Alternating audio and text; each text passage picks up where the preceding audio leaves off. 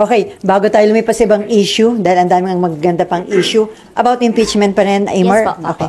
Opo, balikan ko lang po ma'am yung nabanggit niyo po kanina na mayroon pong mga ugong, mayroon pong mga nagsasabi about yung pag gustong palitan po si Speaker. Ano po ba yung reasons na nakarating po sa inyo?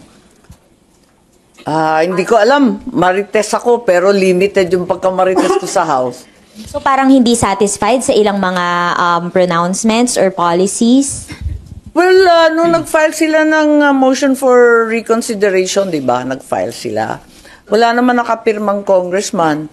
Nagtatanong ako sa mga kongresista kung pwedeng humingi ng kopya para prepared kami. Ito nga, para sa Wednesday, di ba, magbobotohan kami. Sabi ko, para prepared kami, pwede ba humingi ng kopya? Walang mga kopya. Wala rin silang nabasa. Wala naman daw pinapirma.